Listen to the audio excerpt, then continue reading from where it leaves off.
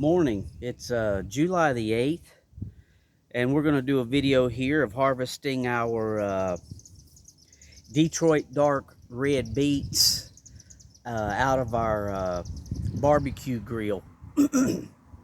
This was a barbecue grill we found at the dumpster, and the bottom was in bad shape, so I took the bottom off, and the top was in great shape, and I put the top, fastened it to the frame, and we drilled some holes in it and put some 1x6s around it to make another frame to make a planter box. I have the videos in my playlist of how we did this, and we're repurposing it to make a stand-up planter, and it's worked well. The beets actually don't look that great because they went through a hailstorm. If you're following the channel, you'll know we've had some major storms in our area and some tornadoes that touched down, and with the tornadoes we got hail that damaged a lot of our garden, and it about knocked the tops out of all the beets, but they're coming back. But we're getting ready to go ahead and harvest these guys so I can get another planting in. So we'll go ahead and get to it.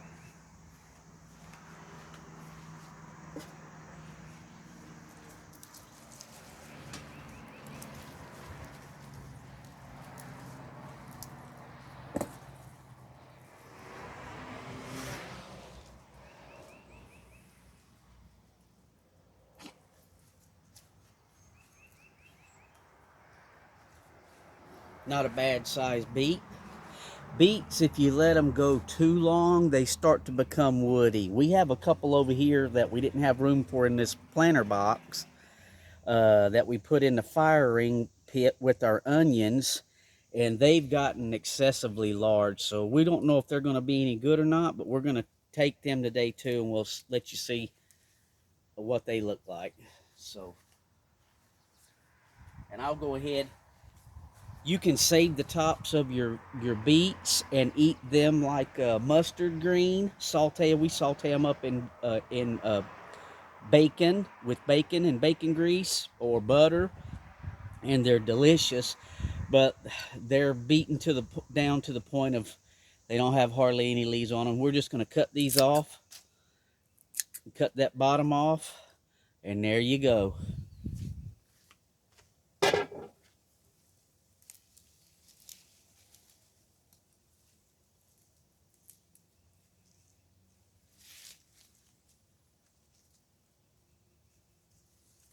Not bad.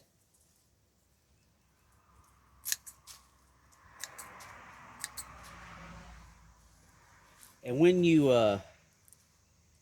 cut your beet tops off, if you're growing beets, you want to leave a little bit of this, because when you boil them, leave a little bit of the top. I've actually cut that a little low. I should have cut the first one a little taller. What that does is that keeps your beets from bleeding out in your water when you leave a good stalk on there for where you're, and don't cut your root end off either. So the first one I did completely wrong. So you want to leave a good root end on there, and you want to leave a good portion of the top, so when you boil them, all that beet juice don't run out of the beet. So we'll see if we can do this one the right way.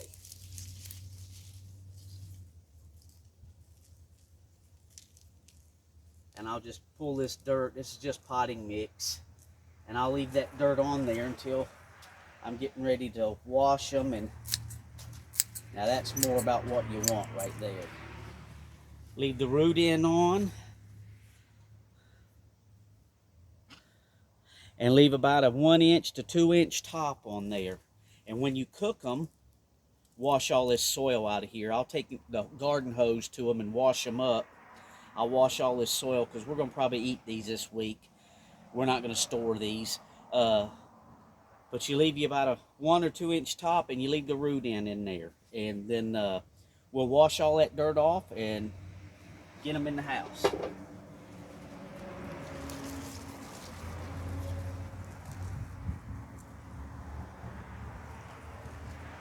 So as you can see here, we've got some bigger ones, we've got some smaller ones.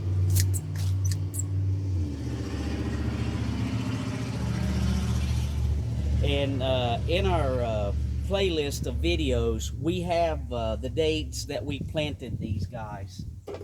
Feel free to go back and check out those videos of making the barbecue grill, stand-up planter box, and the planting of our beets.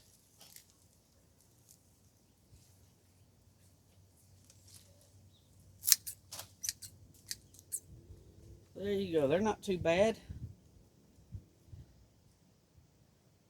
Yeah, I think if we get them harvested this weekend, or by the weekend, we can go ahead and get some more planted.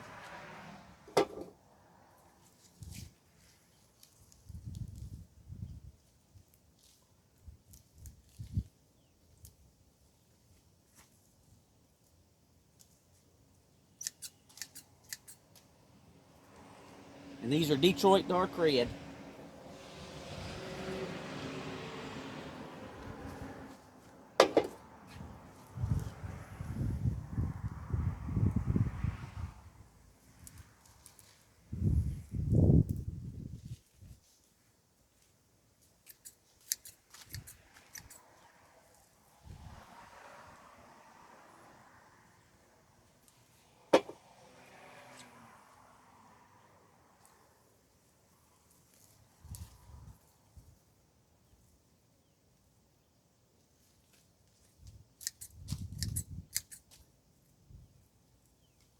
And there we go. Here's a big one. See, they're averaging, well, they're different sizes here. We got some small ones.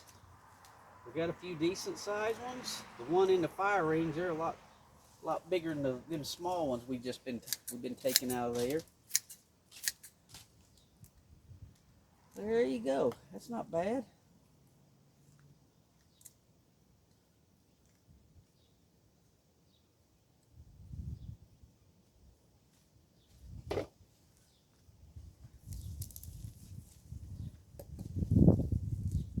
Early in the season, when we went to our local hardware store to get us our Pro Mix, our bales of Pro Mix that we use, we was walking around in the back where the soil was, and they had a plastic stand-up planter box that wasn't as deep, but that was about, I don't know, a foot longer. It didn't stand as tall, and it was made out of plastic, and they wanted over $100 for that thing. And in zone 5 here, you know, that thing would last a good growing season or two, but through our winters, if you're not taking that thing inside or putting it in your barn or your building, it won't last and give you but 3 or 4 years with everything made out of plastic. And it was really thin, and I just couldn't believe the asking price of that was over $100. So we took this barbecue grill. It's all metal, and this is reclaimed treated decking boards that I cut up in the lengths here and put some stakes in the corner and painted it all. I think we have, the decking boards were free. I have money in the screws, but I bought them several years ago, so they were leftover screws. Really, the only money we have in this stand-up planter box is $6 for a can of spray paint. And we'll get more than a few years out of a plastic deal that they sell at your local big box stores. And there's nothing wrong with that if you want to buy one of those. But if you're in a climate like hard winter, you better cover that thing, maybe even take the soil out of it for the winter time, and you might get a few more years out of it.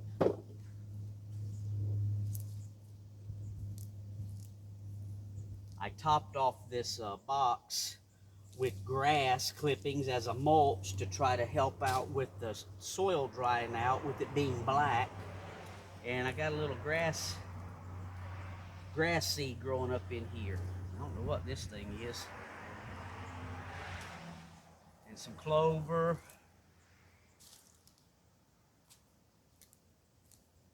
So we'll get this one. So that's kind of, we had some big ones, we had some little ones, but these will be good eating. That's a nice meal for me and my wife.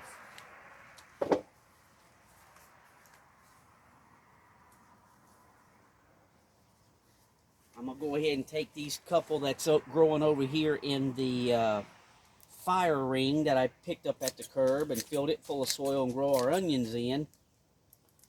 We try to repurpose as much as we can and get some more use out of it so stuff don't have to go to the landfill. There's a nice sized beet.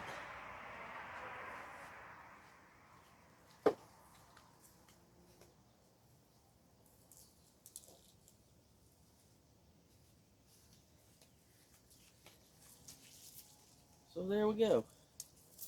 Here's our last one. So that'll make a nice meal for us. Maybe even 2 meals for us.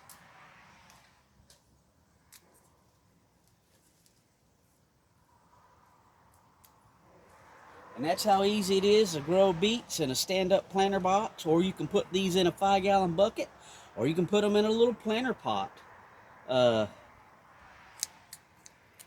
We just happen to, we've got a church right behind our property here, and there's a dumpster in the corner, so they set the barbecue grill out, and I asked them if I could have it, and they said sure, so I made a planter box out of it. And you can see we're harvesting beets. So there's our beet harvest out of our barbecue grill planter box. Not too shabby.